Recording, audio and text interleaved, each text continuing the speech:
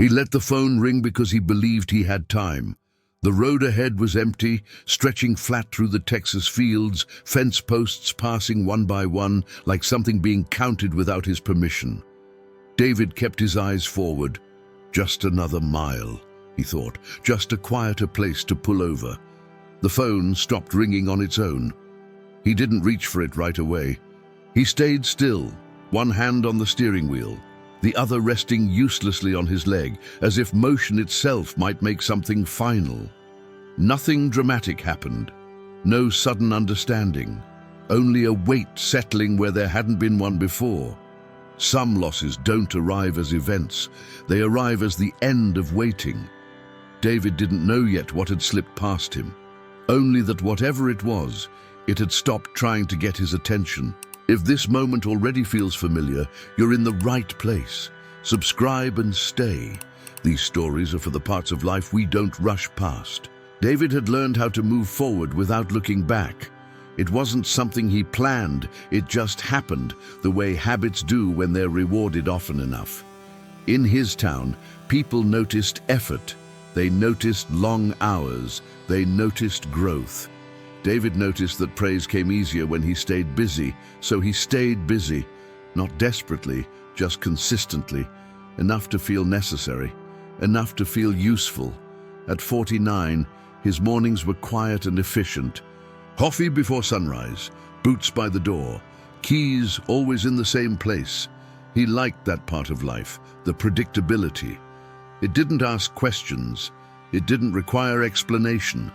What he avoided were the spaces between things, the pauses, the moments when nothing needed him. Those moments had a way of reminding him of conversations left unfinished, of chairs that stayed empty longer than they used to, of names on his phone he hadn't called, not because he didn't care, but because caring took time he never quite had. There were people who used to ask when he'd slow down. They stopped asking eventually. David told himself this was just a season, that he'd make it up later, that relationships, like property, could be maintained once the foundation was strong enough. But somewhere along the way, effort became an excuse, and ambition learned how to sound responsible. He didn't feel cruel, he didn't feel selfish, he felt focused. That was the danger of it. Nothing felt wrong, only slightly unfinished.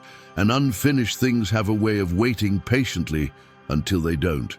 The first signs didn't feel like loss, they felt like inconvenience. A missed dinner that could be rescheduled. A voicemail he meant to return tomorrow. A silence that didn't seem urgent because it had arrived gradually. David noticed it most in the evenings. He'd come home with the day still clinging to him, dust on his boots, numbers running circles in his head. And the house would meet him the same way every time. Quiet, not peaceful, just quiet enough to make sound feel unnecessary. He ate standing up more often than not. Plates were easier to wash that way. He told himself this was efficiency, not avoidance. Once, he caught himself setting 2 cups on the counter out of habit. He stood there for a moment, staring at them, unsure which one to put back. He chose the one closest to him, as if proximity mattered. That night, he scrolled through his phone without reading anything. Photos passed by, birthdays, older faces, smiles that looked like they belonged to a different version of time. He didn't linger. Lingering made questions appear. Weeks passed, then months. People stopped filling the quiet for him. They assumed, reasonably, that he was busy, that he'd reach out when he had space. They didn't know that space had become the very thing he feared.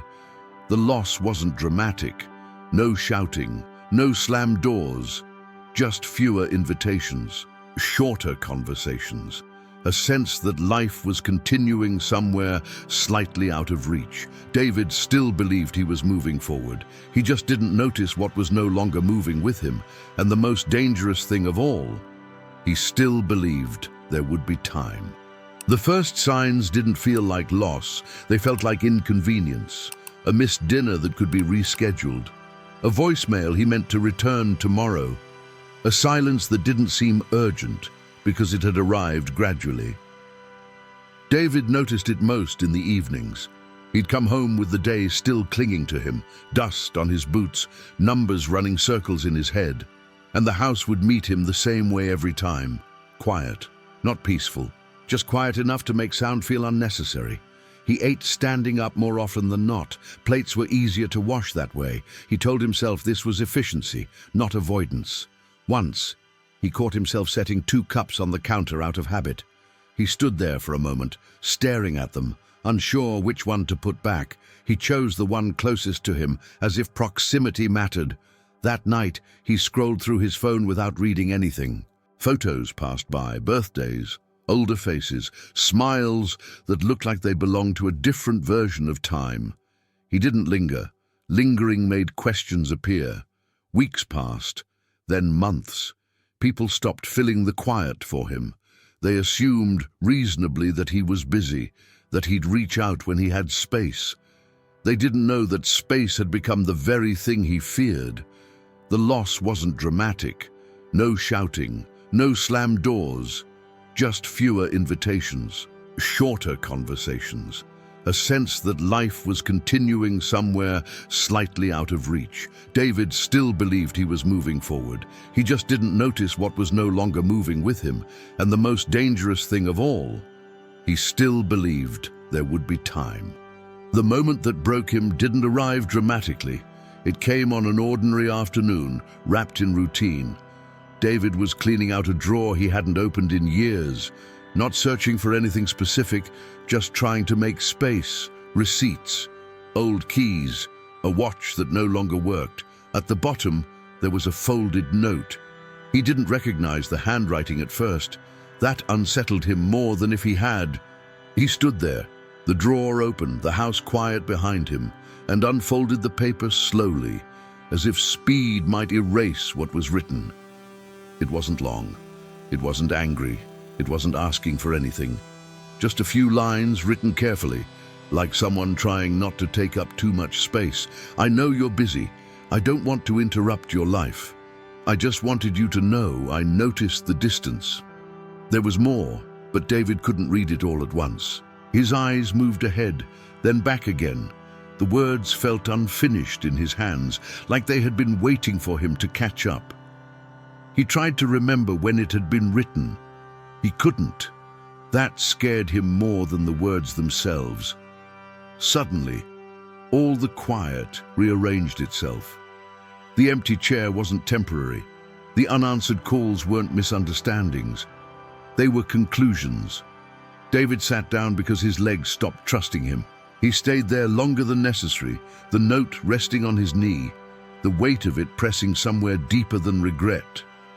This wasn't about a single moment he had missed. It was about all the moments he had postponed. And now, there was no one left to explain himself to, no one waiting, no one wondering when he'd slow down. For the first time in years, David wasn't busy. And for the first time, there was nothing left to outrun. It didn't happen all at once. Understanding rarely does. Days passed, then more days. David moved through them slowly, as if speed might tear something fragile he hadn't named yet. He found himself doing things without urgency, washing a single cup instead of stacking dishes, sitting in the truck after parking, listening to the engine tick as it cooled. One afternoon, he stopped at a small roadside cafe he'd driven past for years. No reason, just hunger and time, finally meeting. Inside, an older woman sat alone at the counter, carefully folding a napkin again and again. When the waitress asked if she was waiting for someone, the woman smiled and said, "No, I just like to sit where people pass by." That stayed with him. Later, back home, David took the folded note from the drawer and placed it on the table instead of hiding it away again. He didn't reread it. He didn't need to. Its presence was enough. He began to see something he hadn't before, not sharply, not with clarity, but gently, like a truth that didn't want to accuse him. He hadn't chosen work over people. He had chosen later over now, and later had quietly turned into never.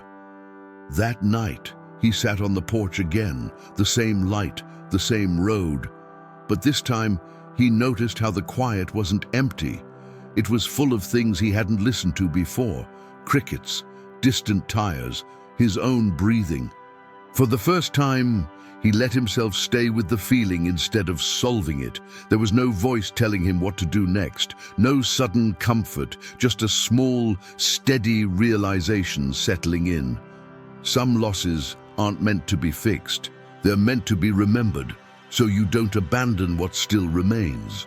David never tried to reclaim what was gone. Some things don't return, and pretending otherwise only adds another loss. What changed was smaller than redemption. He changed the way he stayed. He answered calls even when there was nothing useful to say. He let conversations drift without steering them toward conclusions.